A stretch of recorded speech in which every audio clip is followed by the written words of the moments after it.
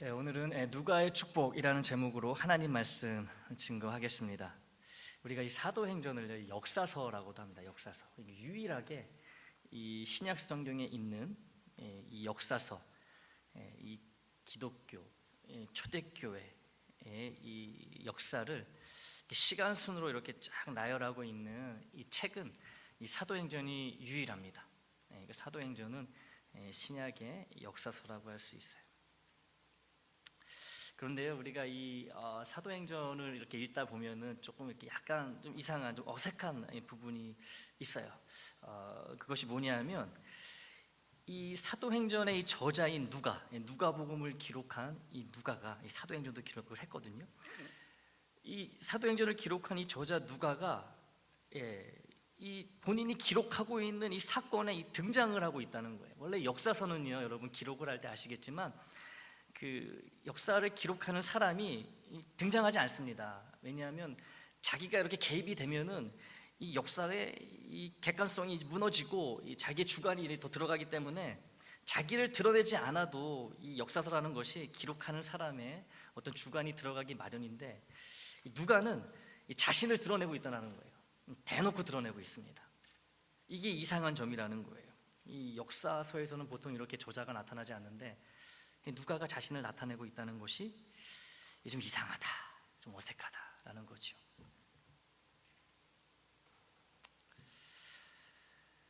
그 증거가 뭐냐면 이 누가라는 이름으로 나타나진 않지만 이 우리라고 하는 이런 표현을 통해 가지고 자기를 나타내고 있어요. 우리. 여러분, 우리라고 얘기할 때 내가 배제되는 경우가 있나요? 우리 식구할 때 내가 빠지나요? 우리 애장할 때 내가 빠지나요? 우리라는 말에는 반드시 내가 들어가잖아요. 그렇죠?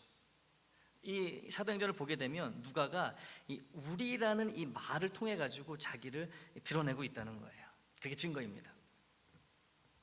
물론 처음부터 누가가 이렇게 자신을 드러내지는 않아요.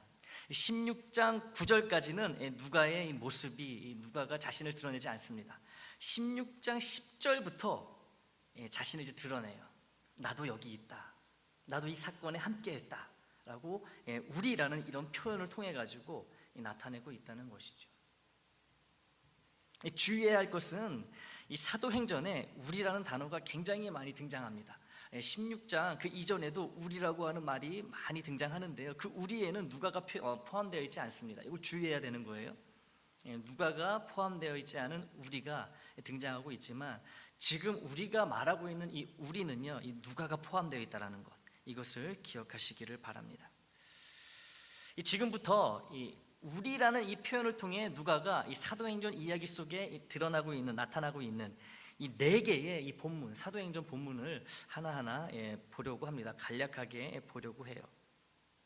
들으실 때 이 본문에 관한 내용을, 이 네 개의 본문을 제가 요약해서 말씀을 드릴 텐데, 들으시면서 이 네 개의 본문에 공통으로 나타나고 있는 단어가 무엇인지 한번 맞춰보시기를 바라요. 네 개의 본문에 대해서 이제 말씀을 드릴 텐데, 이 네 개의 본문에 공통으로 등장하고 있는 단어가 무엇인지 유심히 듣고 맞춰보시기 바랍니다. 답을 맞추시는 분에게는 무슨 선물을 드릴까요? 점심 2그릇을 드실 수 있는, 아니면 청소 열회? 네, 잘 들어보시기 바라요. 누가가 우리라는 이 말을 통해 처음 사도행전에 등장하는 부분은 오늘 본문으로 시작하는 16장 10절부터 17절까지예요. 오늘 본문이 등장하는 16장 10절부터 17절까지이다. 이 부분의 내용은 이렇습니다. 이 바울이 환상을 본 후 일행과 함께, 그와 함께하는 사람들과 함께 마게도니아로 가기로 결정을 했습니다. 이미 결정을 했어요. 그리고 배를 타고 드로아에서 사모드라게라는 곳을 거쳐 네아폴리로 이렇게 이동을 하죠. 그리고 결국에 마지막 빌립보에 도착을 했는데요, 이 빌립보는 우리에게 익숙한 곳이죠. 바울이 빌립보 교회에 서신을 보냈잖아요. 그것이 빌립보서고, 이 빌립보는 마게도니아의 아주 중요한 도시, 큰 도시였다. 바울은 주로 대도시 위주로 여러분 복음을 전하러 다녔어요. 우리 주님은 외곽지역, 시골, 그런 지역으로 소외받은 사람들이 있는 곳으로 주로 이렇게 다니셨다면, 바울은 복음의 확산을 위해서 여러분 사람들이 많이 모이는 이 빌립보나 이 고린도나 이 데살로니가나 이런 곳으로 다녔습니다. 이 전략이 좀 달라요. 어쨌든 이 안식일이 되어가지고요, 이 바울과 그 일행들이 이 기도처를 찾아서 강가로 나갑니다. 강가에는 이제 사람들이 나와 있으니까 그곳에서 누구를 만나죠? 자주장사, 자주옷감을 파는 루디아를 만납니다. 그리고 그곳에서 강가에서 바울의 복음을 듣고 이 루디아는 즉시 세례를 받게 되죠. 그리고 자신의 집으로 바울과 그 일행을 초대합니다. 가는 길에 이 악령에 사로잡혀가지고 점을 치는 한 여종을 만나게 되죠. 근데 이 여종이요, 여러 날 동안, 그날뿐만 아니고 만난 이후부터 계속 여러 날 동안 이 바울을 쫓아다니면서요, 하나님의 종이라고, 이 사람들은 하나님의 종이라고, 위대한 하나님의 이 사명자라고 계속 쫓아다니면서 이야기를 하니까 바울이 여러분 바더가 됐습니다. 불편해졌어요. 복음을 전해야 되는데 이 여인 때문에, 이 여종 때문에 하지를 못하니까, 복음을 제대로 전하지 못하니까, 그래서 어떻게 하죠? 그 여인에게서 악령이 떠나가게 만들죠. 바로 이 부분이요, 지금까지 나눴던 이 이야기가 이 우리라고 하는 이 표현을 통해서 이 누가가 처음으로 이 사도행전에 등장하고 있는 부분입니다.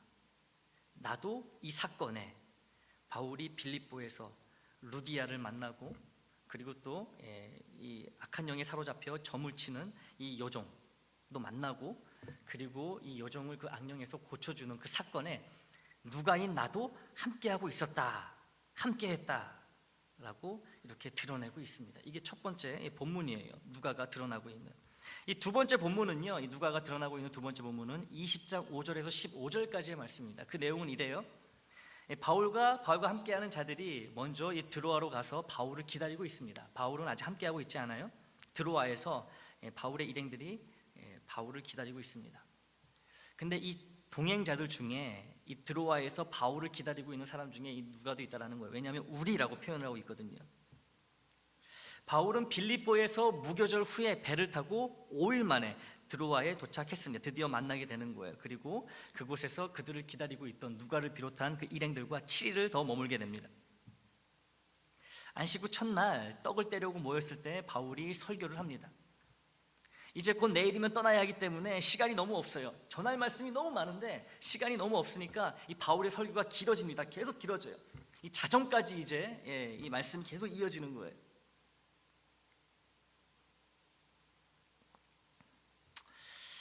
유두고라고 하는 청년이, 여러분 잘 알고 있는 유두고가 이 창문에 걸터 앉아 있다가 이 설교가 계속 자정까지 이어지니까 이 피곤함에 못 이겨서 졸게 되죠. 근데 이 창문이 3층 높이에 있는 창문이었어요.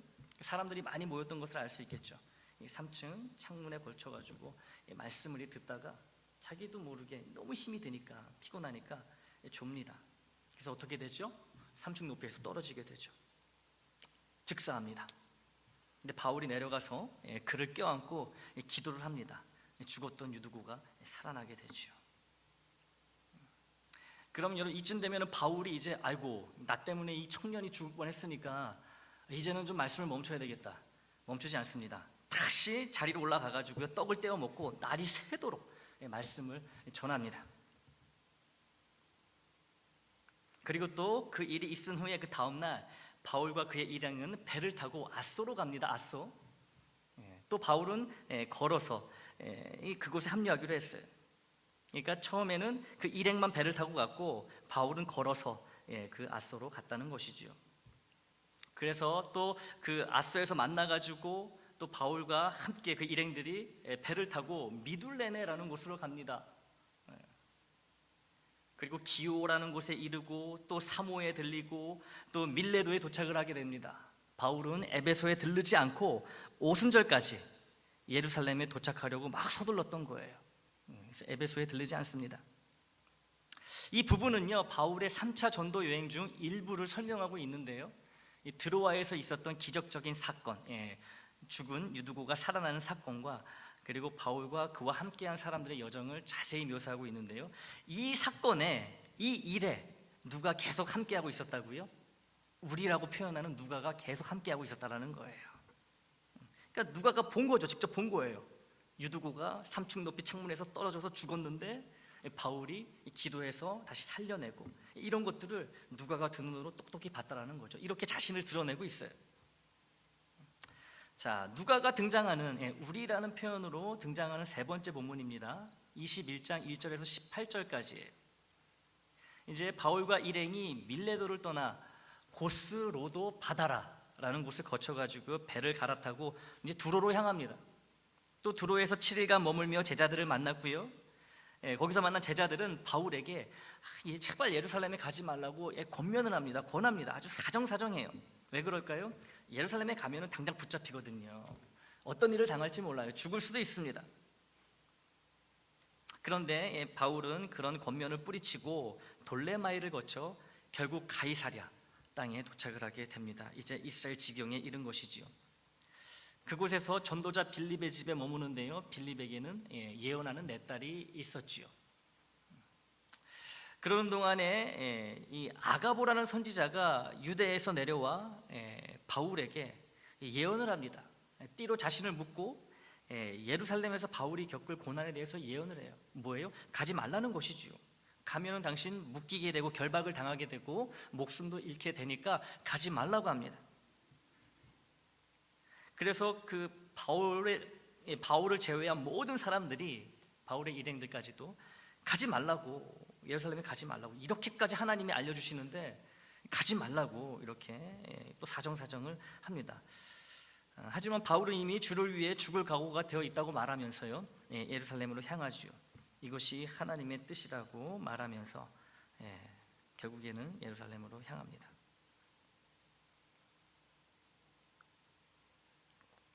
바로 이 부분, 이 내용에도 이 누가가 우리라고 이렇게 이야기를 하면서요, 다 지켜보았고 함께 했다라고 자신을 나타내고 있습니다.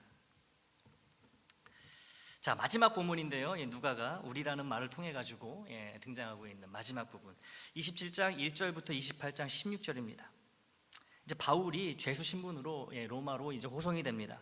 이스라엘에서 재판을 받고 로마로 이제 호송이 돼요. 황제 앞에서 재판을 받기 위해 이제 로마로 호송이 되죠. 가이사랴에서 배를 타고 출항해 여러 항구를 거쳐가게 됩니다. 먼 거리니까요. 항해 중에 여러분 뭘 만나죠? 큰 폭풍을 만납니다. 그래서 14일간 2주 동안 표류를 해요. 그리고 큰 폭풍에도 불구하고 배에 있는 모든 사람들이 목숨을 건지게 됩니다. 하지만 배는 좌초하게 되죠. 멜리데 섬이라고 하는 곳에 좌초를 하게 됩니다. 그리고 그곳에서 배를 다 이렇게 복구할 때까지 3개월이라는 시간을 보내요. 거기서 섬 원주민들에게 굉장한 환대를 받습니다.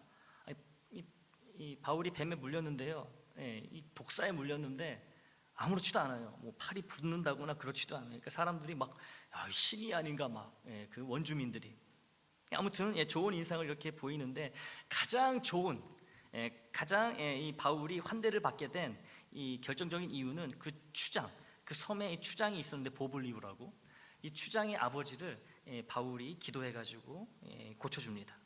그랬더니 추장의 아버지를 고쳐줬으니 환대가 극진했겠지요.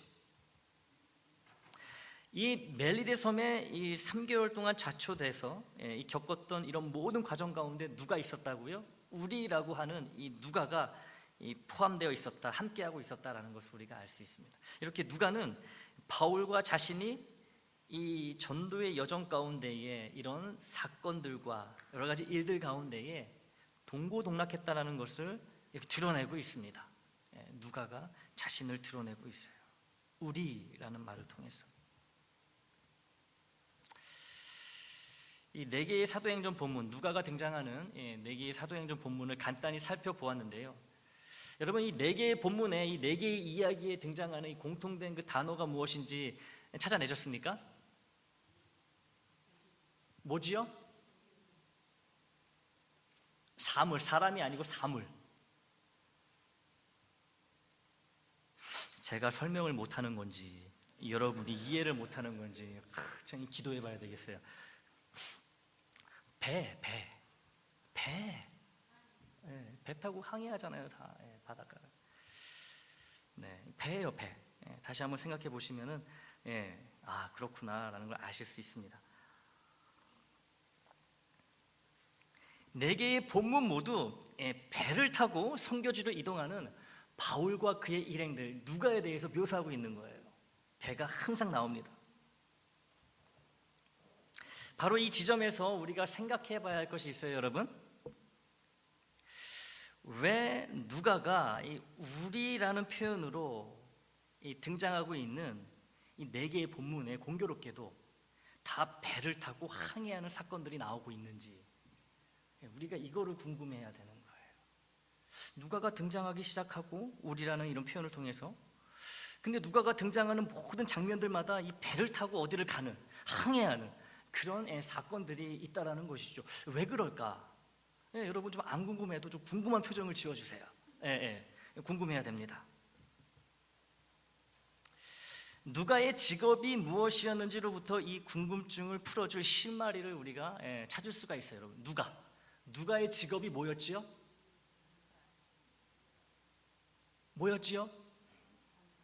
네, 의사였죠. 의사. 누가는 의사였습니다.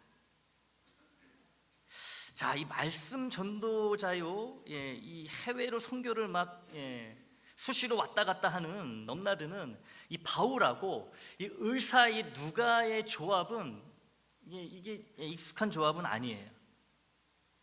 지금 단기 선교 가는 게 아니잖아요, 요즘처럼. 이거는 그냥 계속 떠돌아다니면서요, 해외를 다니면서 언제 돌아올지 기약도 없이요, 계속 지금 복음을 전하러 가는 거잖아요. 이 바울과 의사 누가의 이 함께함이 이게 평범하진 않다라는 거예요. 이상한 조합이라는 것이죠.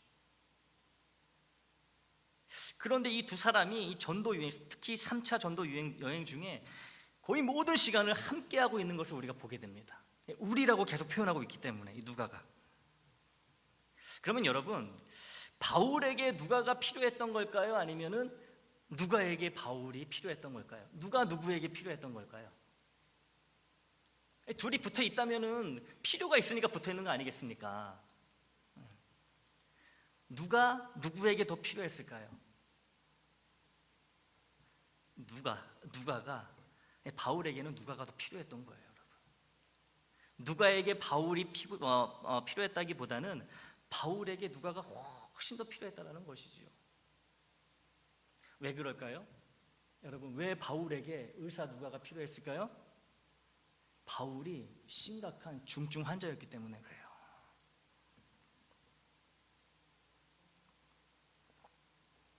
고린도서 12장 7절 9절에서 바울은 자신이 육신으로 심각한 환자 상태라는 것과 주님이 그의 3번에 걸친 간절한 이 치유 기도에도 불구하고 그를 고쳐주시지 않았다고 본인이 직접 고백하고 있어요. 우리가 이 말씀을 한번 함께 읽어보기를 원합니다. 고린도후서 12장 7절에서 9절까지의 말씀이에요. 같이 읽습니다. 시작. 여러 계시를 받은 것이 지극히 크므로 너무 자만하지 않게 하시려고 내 육체의 가시 곧 사탄의 사자를 주셨으니 이는 나를 쳐서 너무 자만하지 않게 하려 하심이라. 이것이 내게서 떠나가게 하기 위하여 내가 3번 주께 간구하였더니 나에게 이르시기를 내 은혜가 내게 족하도다. 이는 내 능력이 약한 데서 온전하여짐이라 하신지라. 그러므로 도리어 크게 기뻐함으로 나의 여러 약한 것들에 대하여 자랑하리니 이는 그리스도의 능력이 내게 머물게 하려 함이라. 아멘. 이 바울이 말하는 이 육체의 가시, 이 사탄의 사자는 아주 심한 발작 증세를 일으키는 간질일 가능성이 가장 높습니다. 여러분, 간질 아시죠? 간질 얼마나 무서운 병인지 아시죠? 간질병 환자였다라는 거예요. 그것도 경미한 증상의 간질 환자가 아니라 아주 중증을 보이는 간질 환자가 바울이었다는 것이죠. 더 놀라운 것은 바울이 원래 이런 간질 증세가 있었던 것이 아니고 예수를 믿고 구원을 받고 복음의 사명, 전도의 사명을 받고 전도자로 사도로 살아가는 와중에 이런 질병을 주님으로부터 받았다는 것이죠. 아무튼 여러분, 바울은 중증 환자였다. 언제 쓰러질지 모르는, 언제 입에 거품을 물고 온몸에 경련을 일으키며 아무 데서나 픽 쓰러지는 아주 중증 간질 환자였다는 것을 우리가 짐작해 볼 수 있어요. 이 주님이 고쳐주시지 않은 이유는 여러분 우리가 다 알죠. 말씀에서 읽은 것처럼 이 바울의 이 연약함을 통해서 주님의 온전한 뜻이, 온전한 능력이 드러나기 때문에 주님이 그대로 바울에게 그런 질병을 주셨다, 고쳐주시지 않았다라는 것을 우리가 알고 있습니다. 여러분, 이 경미한 발작 증세라면 모를까, 이 심각한 이 발작 증세로 고통받는 바울에겐 이 발작 때마다, 이 발작 증세를 보일 때마다 이 적절히 조치를 취해줄 의사가 필요했을 것입니다. 너무 중증이니까, 너무 심각하니까 의사의 손길이 필요했던 거예요. 돌봐줄 사람이, 이 전문 의료 기술을 가질 사람이 필요했다는 것이지요.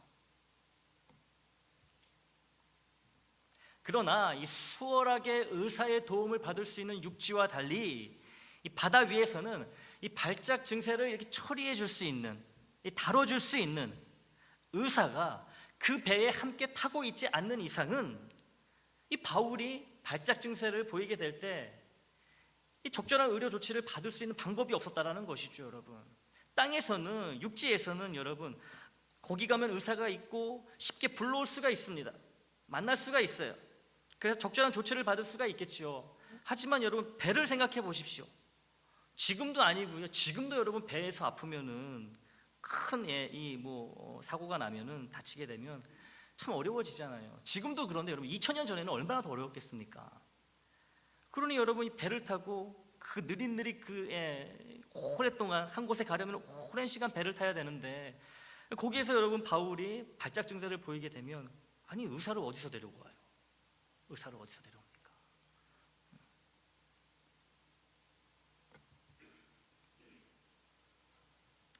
그래서 이 바울 같은 이 중증 환자에게는 특히 배를 타고 항해를 하게 될 때에 자기를 돌봐줄 의사가 함께하는 것, 이것이 바로 곧 그의 목숨과 직결되었던 것을 우리가 알 수 있다는 것이지요. 자, 여러분, 이제 왜 누가가 우리라는 표현을 통해 바울과 함께하는 일행 중에 한 명으로 나타나고 있는지 그 이유를 이제 아셨을 거라고 생각을 합니다. 바울에게는 누가가 반드시 필요한 사람이었던 거예요. 왜냐하면 중증 환자니까. 하나님이, 주님이 이 중증 환자인 바울에게 누가를 붙여주시고 그래서 바울이 복음을 전하러 배를 타고 어디든지 갈 수 있도록 그렇게 바울의 삶을 도와주셨던 것을 우리가 알 수 있습니다. 바울에겐 누가가 필요했다라는 것이죠. 그리고 그것을 누가는 우리라는 말로 표현하고 있는 거예요. 자기를 나타내고 싶어서가 아니라 이런 귀한 비밀을 우리에게 알려주기 위해서 우리라는 표현을 통해 자기를 나타내고 있다는 것이죠. 이 복음 전파라는 사명을 끝까지 감당할 수 있도록 하나님은 바울에게 의사 누가를 보내주셔서 바울을 돌보게 하셨습니다.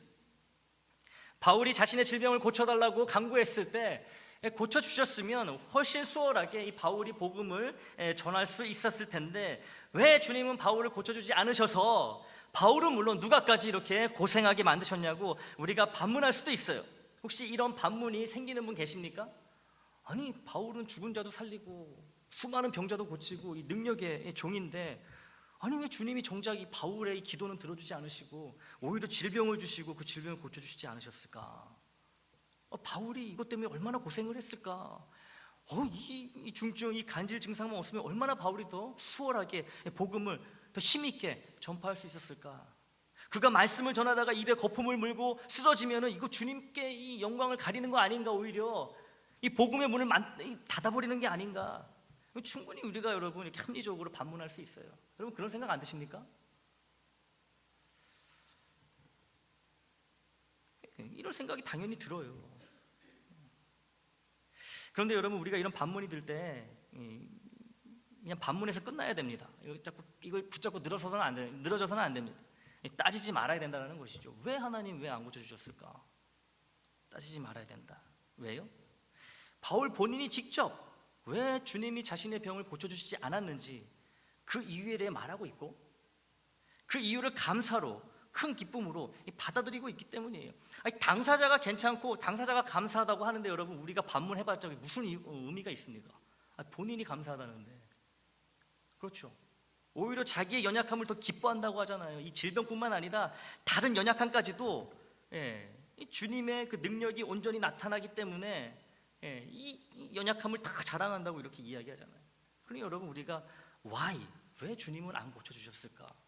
바울을 털을 달 필요가 없다라는 것이지. 그뿐만이 아닙니다. 그리고 주님은요, 바울에게 그 질병을 주시고 그 질병 가운데 내버려 두시면서 그냥 방치하지 않으셨어요. 누가가 그 증거입니다. 이 바울의 어려움을 돌봐줄 누가를 보내주셔서 바울에 대한 관심과 사랑을 우리 주님은 지속적으로 보여주고 계셨던 거예요. 여러분, 바울이 배를 타고 가다가 갑자기 막 발작 증세가 일어납니다. 언제 쓰러졌는지 기억도 안 나고요. 이렇게 눈을 떴는데 그 옆에 이렇게 누가가 이렇게 있어요. 자기 손을 꼭 붙잡고. 그러면 여러분, 그 바울의 눈에 비친 그 누가의 얼굴이 누구의 얼굴로 보였겠어요? 주님의 얼굴로 보이지 않았겠어요? 주님이 나를 누가를 통해서 이렇게 사랑해 주시고 돌봐주고 계시는구나. 우리 주님은 무언가를 하시면은 합당한 이유가 있다는 것이죠. 책임을 지시는 분이에요. 그러니 여러분, 우리가 성경에 일어난 사건, 그리고 내 삶에 일어난 사건 때문에 왜 하나님은 나에게 물을 필요가 있다 없다? 없다는 거예요. 그렇게 안 해주셨으면 거기에 합당한 조치를 취해 주시고 책임져 주신다는 것이죠. 바울에게 누가를 보내주셨던 것처럼. 그러니까 여러분, 여러분의 삶에 토달지 마세요. 토달지 마세요. 아무런 유익이 없습니다. 사랑하는 애장 식구 여러분, 여러분은 자신을 하나님으로부터 소명을 받은 자라고 생각하십니까? 아니라고 생각하십니까? 소명자라고 생각하세요? 아니면 나는 소명자가 아니야 라고 생각하세요? 한번 답해 보세요. 얘기해 보세요. 소명자십니까? 아닙니까?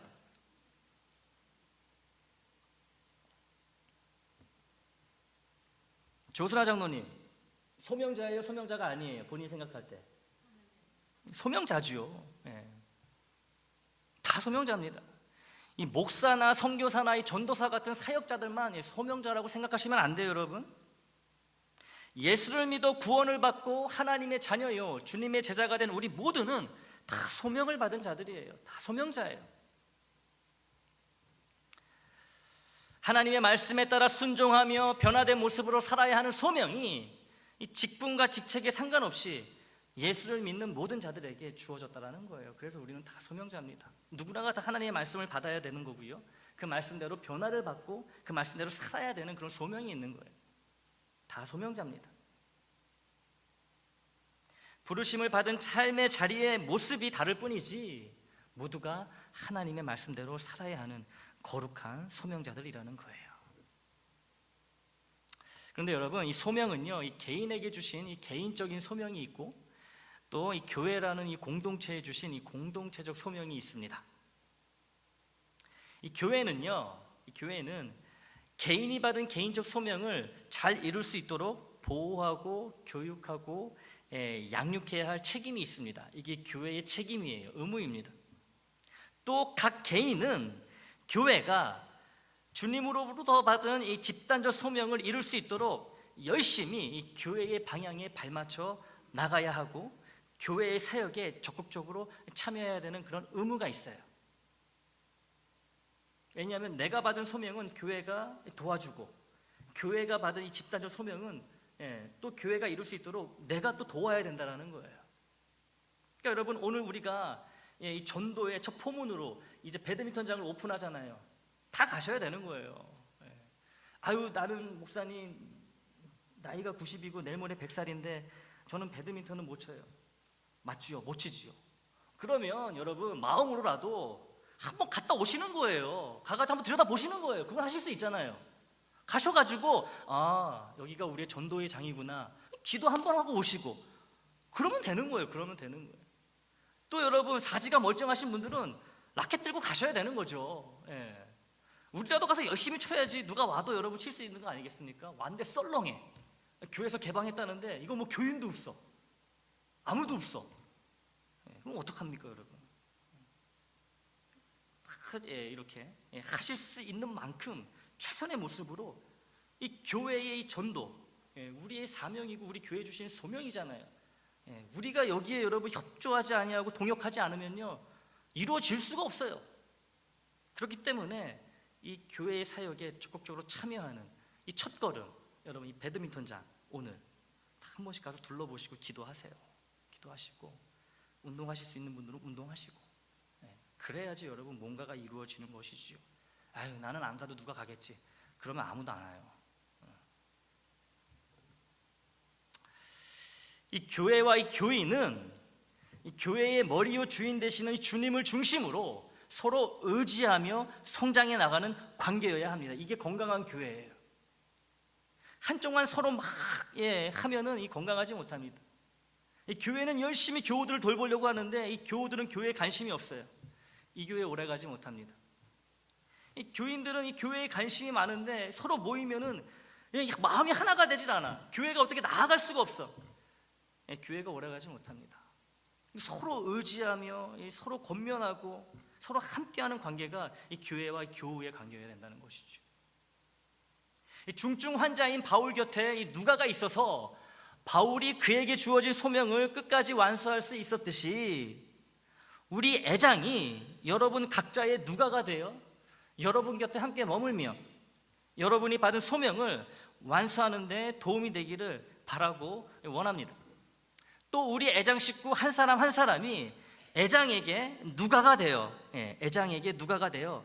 우리 애장이 주신 집단적 소명, 즉 복음 전파와 영혼 구원이라는 이 소명을 끝까지 잘 완수해내는데 우리 각자가 도움이 될 수 있기를 바라고 또 원합니다. 주님이 없으면 나도 없고 애장도 없는 거예요. 그렇죠, 여러분? 주님 없는 우리의 모임이 무슨 이유가 있겠습니까? 주님이 계시니까 우리가 이렇게 애장의 이름으로 모인 거 아니겠어요? 가장 중요한 분은 우리 주님이시죠. 그런데 이뿐만 아니라 우리가 없으면 애장도 없는 거예요, 여러분.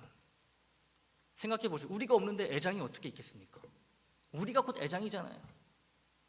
또 애장이 없으면 우리도 없는 거예요. 애장이 없는데 우리가 어디 가서 애장의 교인이라고 할 수 있겠어요? 그러니까 서로에게 필요한 존재라는 것이죠, 주님 안에서. 여러분, 이 교회의 소중함을 알아야 되고요. 이 교회는 각 사람 한 사람 한 사람을 소중히 여겨야 된다는 것이죠. 이게 건강한 교회고요. 성장 가능성이 있는 교회고요. 살아있는 교회라는 거예요. 기억하십시오. 주님이 없으면 나도 없고 애장도 없어요. 나아가서 우리가 없으면 애장도 없고 애장이 없으면 우리도 없다는 것을 기억하시기를 바랍니다. 신경 쓰셔야 돼요, 여러분. 교회에 신경 쓰시고 교회 일에 적극적으로 참여하셔야 됩니다. 그래야지 내가 있고 우리가 있는 거예요. 내게 주신 개인적 소명을 이룰 수 있도록 주님은 애장이라는 누가를 나에게 주신 거예요, 여러분. 바울에게 누가가 있었듯이 우리에게는 애장이 있다는 것이죠. 주님이 주신 거예요. 참으로 감사한 주님, 고마운 애장이 아닐 수 없어요. 그리고 우리 애장에 주신 집단적 소명을 이룰 수 있도록 주님은 나와 우리라는 이 누가를 애장에 또 주셨다는 거예요. 애장에게 우리는 누가고요, 우리에게 애장은 누가라는 거예요. 필요한 존재라는 것이지요. 의지하는 존재라는 거예요. 그래서 참으로 귀하고 소중한 우리 한 사람 한 사람입니다. 애장이 예수 그리스도 안에서 더욱 우리의 자랑이 되기를 원해요. 여러분, 우리 교회가 여러분의 가슴 속에서 정말 자랑거리가 되기를 원합니다. 주님을 자랑하면서 우리 애장도 격가지로 자랑할 수 있는 그런 우리 애장이 되기를 원해요. 그리고 우리 각자가 예수 그리스도 안에서 우리 애장의 자랑이 되기를 원합니다. 애장하면 애나임 한인 장로교회 하면 아무개 권사, 아무개 장로, 이렇게 애장의 자랑이 되는 여러분 각자가 되기를 원해요. 이 주님이 주시는 이 누가의 축복이 애장과 나 그리고 우리 사이에 끊임없이 이어져 나가기를 주님의 이름으로 축원합니다.